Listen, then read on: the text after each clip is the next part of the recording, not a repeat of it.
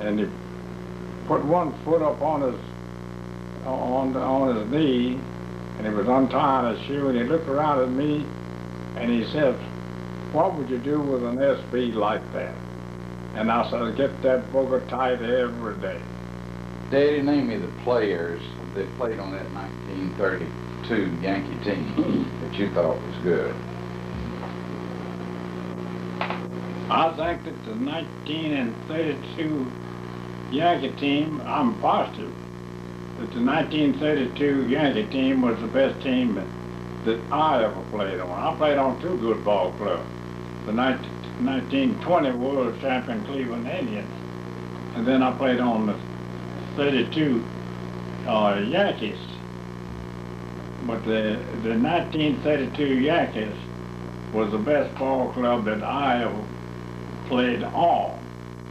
And in my opinion, the 1932 Yankees was better than the 1927 Yankees. And the news media always talking about what a great team that the 1927 Yankees were. Well, they were a good ball club. I played against them. I played against them in 1927. I played against the 27 Yankees several years while I was with Cleveland. But see, I joined the Yankees in 1931, and we won the championship in 1932. But the 1932 was, in my opinion, as I said a while ago, the 1932 Yankees was better. Take a man for man, check the records, and they were better than the 1927 Yankees. Everything, they had a better catching, better pitching staff, better balanced ball club. And off of that one team right now in the National Baseball Hall of Fame at Cooperstown, they've got first baseman is Lou Gehrig, and I'm the third baseman. That's two, and Bill Dickey is three, the catcher, and the outfield is Bruce and Combs, and on the pitching staff is Gomez, Rufford, and Pinnock, all of that 1932 Yankees. So we had a pretty good ball club, a good balanced ball club, and as I said a while ago, go and check the records. Who was the second baseman and shortstop at that time? That deal, they were good ball players. Tony Lazzari ought to be in the, played second base. He ought to be in the Hall of Fame, I've always thought. And Corsetti was the shortstop, of course. They had a lot of fellows was better than Corsetti, although Corsetti was a good ball player, don't overlook that. But he wasn't outstanding. He wasn't as good a hitter as some of those shortstops were way back in that. Who played left field?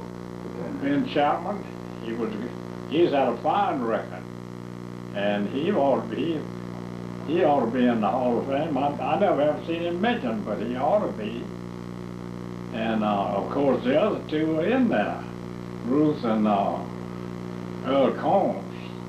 Who were the players on that 1920 Cleveland team that you played with? On the 1920 team, all of them, they were managed by Tris Speaker. See, we had player managers back then.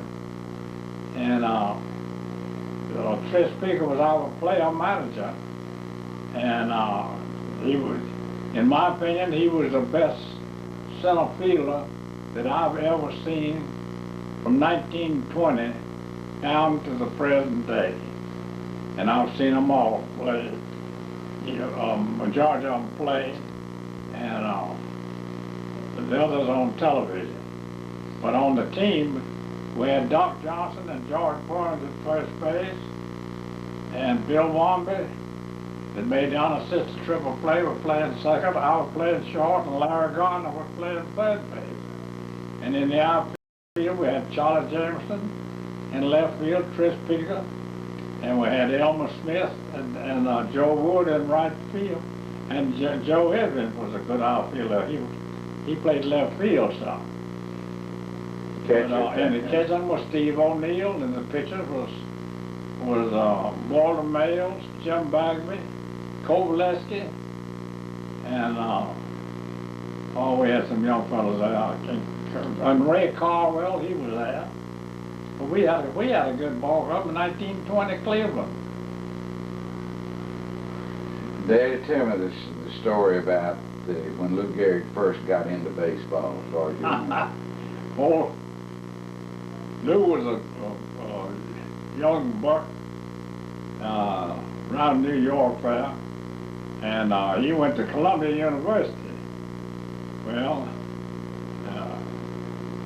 I think from the records, Lou didn't do too well at Columbia, so he got a chance. The Yankees got a chance to sign him, and they signed him and sent him up to New Haven. That's up in the Eastern League. So he went up there and he set that league afire.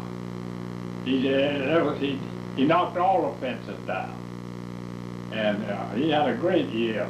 So they brought him into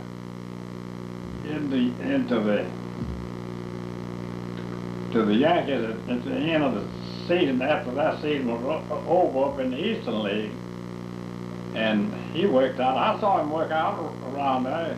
He was a great, big, double-jointed boy, and he was very active. He did everything. So the Yankees at that time, they had a good ball club, but Walter Pipp was playing first base for the Yankees, and Miller Huggins was the manager of the Yankees. So now I wasn't on the Yankees at that time, but everybody told me, and Pipp told me himself. But one day Pipp, he wasn't feeling too good. Evidently he'd had a bad night or something. So he come out the next day and he told Huggins, they called him Hug. He says, Hug, let the kid play today. So Hug put Gehrig in there, and he played over, he set a record over, how many games, consecutive games, I don't know, 2,500 or something. But he played several years, but old Walter Pipp never did get back in there. But nowadays, if a fella's got a little headache, he may be out a week, but he'll go back. But back when we was in my era, boy, there was somebody breathing down your neck all the time. You dasn't get out of there. But when old Pipp said, put the kid in there, Hug would tickle to death to put Gehrig in there and try. And he stayed there for several years. Well, in fact, he set a record there that'll never be broken in consecutive games. Tell me a little bit about Earl Combs' accident when he ran into the wall there. Earl Combs was a great outfielder for the Yankees, and he played a long time. But he had an accident that wound him up. We was in St. Louis. We were playing in St. Louis. I saw it. I was on the Yankee ball club at that time playing. And Earl was playing left field. And there was a boy for the Browns, St. Louis Browns, named Harlan Cliff, right-hand hitter, good hitter. And he hit a ball to left center and a line drive. And it just got to the wall. And Earl was running at full speed. And Harlan and the ball and Earl all got there at the same time. Coleman didn't have a chance to to brace himself against the wall or nothing. But he ran into this wall, hit it with his shoulder, and then his head hit the wall, and it fractured his skull. And we all run out there. And when we got there from the bench, we run across the field.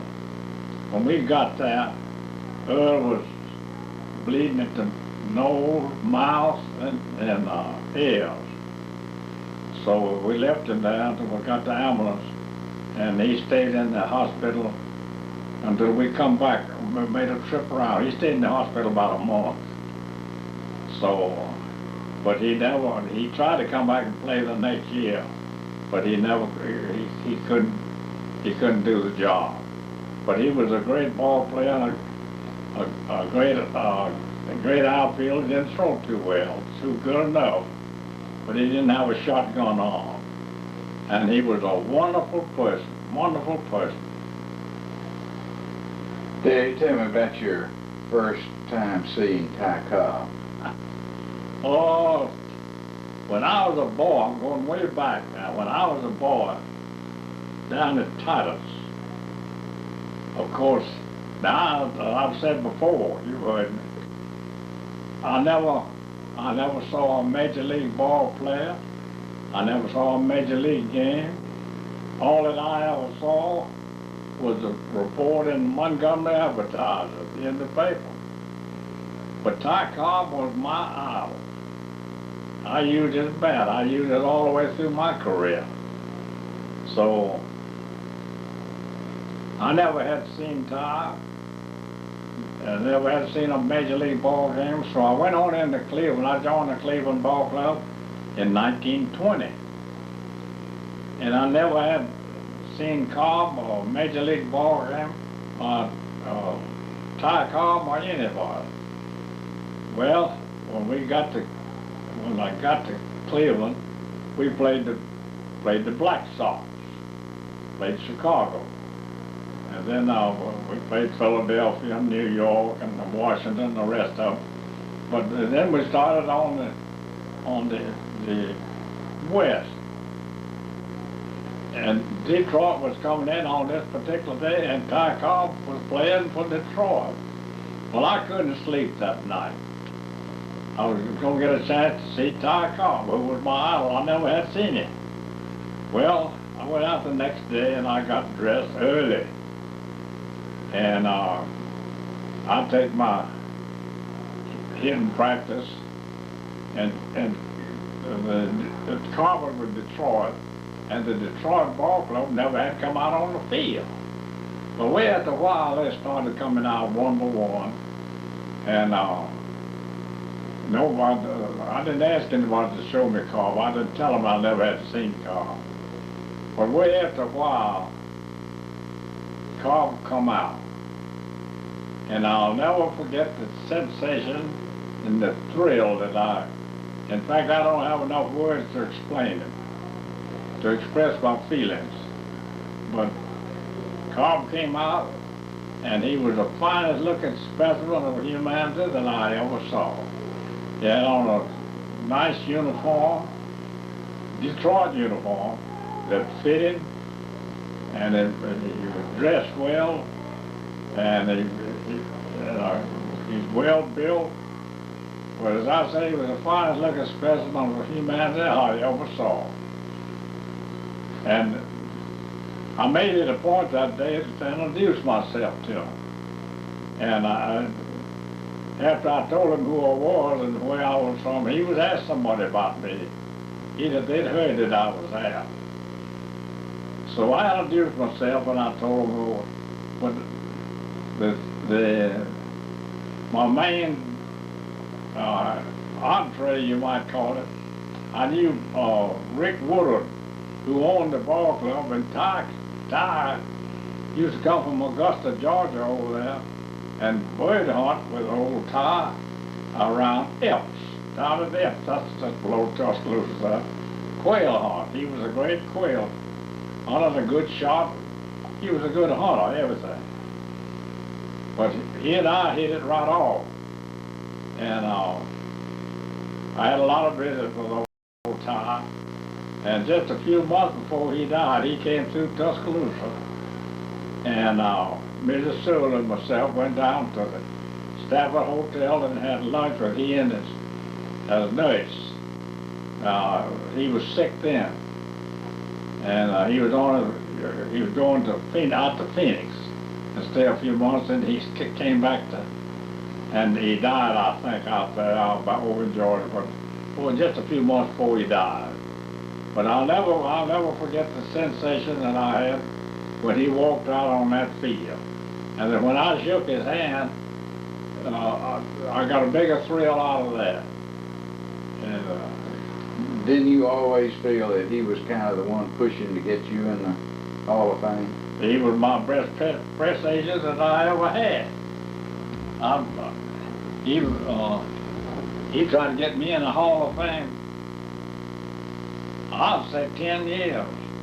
Well, it was just as soon as the Hall of Fame come in, and he was inducted on the first go round, and he started to work on me right then. Started to work, but I didn't get in until 1977. Daddy, tell me the story about Steve O'Neill and his foul ball of the Cleveland. This happened in the Steve O'Neill hit a foul ball, and it happened in 1920. I reckon we was in the Polo Grounds. 1922, I reckon. Yeah, or 21. 21 or 22. So, but we were playing in the Polo Grounds, and the Polo Grounds had a triple deck. They had a deck downstairs for the fans. Then they had a mezzanine, they called it, that come out part of the way. Then on top of that, they had a box seats and another row for the fans up there. But this box seat was on the front of these down. They were good seats. But there was on one day, and we was playing there, and O'Neill was hitting Steve O'Neill. Hit a foul ball up in that box seats on the top deck, and there was a man and his wife and some old fellows, but they all got after the ball was in this fellow's box, this man and wife, and we looked up there. They stopped the game. Looked up there, and this fellow was just a fisted skull and having a fist fight. And we all stopped to watch it. After a while, the policeman went up there and took the fellas out because those fans up there, they were really after those foul balls. So they ran down there in that box and was disturbing that man and his wife. So the next year, I think it was 1922, we all went back to New York. We was playing in the Polo Grounds again. And there's a fella came down to the bench, our bench, and asked for Steve. So Steve went over and talked to him and says, "You remember the last year when you hit this foul ball up in that upper deck up there in that box seats? We had all that commotion, had a fight and everything." Well, we all remember that. Yeah, we remember that. He said, "Well, that was me. I was sitting in that box with my wife, and she was pregnant with at that time, and the ball hit her in the stomach, and she fainted. Well, when those people run down in there, they was disturbing her and disturbing me, and I knocked him down, and he got up and was fighting back, and the policeman finally stopped us. He said, "Well, my wife gave birth to the finest little boy you ever saw after that, and it had the print of the stitches on a baseball on his stomach as a birthmark, and he's got it right now. It's on his stomach, just the prints of a baseball that hit his wife in the stomach when she was pregnant the year before. I'll be there. I'll be there. Daddy, you mentioned a minute ago about the Black Sox. Tell me what you remember about the Black Sox game. Well, poor Judge Landis, he ought to be living. He can tell you more about it than I can. But I played against the Black Sox. That happened in 1919. That was a group of White Sox ball players, and they got mixed up with the gamblers. And the gamblers paid them so much money to throw the ball game. Well, that's Cincinnati. They were playing Cincinnati. Chicago was playing Cincinnati in the World Series. So the gamblers, Joe Jackson was on there, and the Black Sox, and as I said a while ago, I played a series in Cleveland, and I played a series in Chicago against them. They had a good ball club. In 1920, we were fighting Chicago, the White Sox, Black Sox. We was fighting them, and the Yankees, and the judge, Van Johnson, was the president of the league, and of course he had an executive committee, and I don't know who the executive committee was, but Van Johnson was president of the American League, and they investigated and they found out who those fellows were that were on the Chicago White Sox that was involved in that gambling, and they suspended them all for life. Now, not for the year, but for life.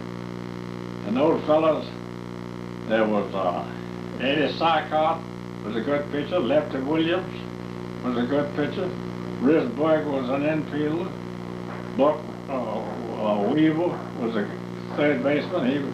Risberg was a shortstop. Buck Weaver was third baseman. And in the outfield, I had Happy Felch and Chick Gannell. He was in there. And this was Judge Van Johnson and his executive committee suspended those fellows. Then they got together and brought, the committee did, baseball did, had a meeting. That's when Judge Landis come in there. Judge Landis did a lot for baseball. Well, in fact, he saved it. He got them straightened out. And I'm gonna tell you this: there was a little Jewish fellow out of New York named Abe Attell. Abe Attell. He's a fellow that was the go-between between the White Sox and the gamblers in New York. And old Judge Landis knew all about it, and he's issued a bulletin that if any wee fellows were caught or seen talking to Abe Attell or any gamblers, it was going to suspend us indefinite and fine us, I believe it was $1,000 or something. That's a lot of money. But we was in New York at the old Ansonia Hotel one night. I never had seen Abe Attell. I didn't know who he was. But some of the boys on the club did. So we was all sitting in the old Ansonia Hotel one night, and Abe Attell come in the front door. And this fellow made a remark, saying, "Y'all come to Abe Attell." And boy, you talk about a group of boys scattering. We like to run over each other, getting in the elevator, going up to the room. But I went up to the room and locked myself in. I didn't have no part of it. So I never did see him anymore. And then, but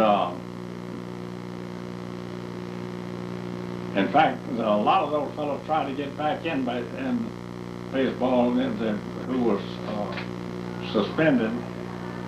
but they never did get back in. But the baseball suspended them for life. Old Shoeless Joe Jackson was one of them. And he was a great ball player. He was a great hitter.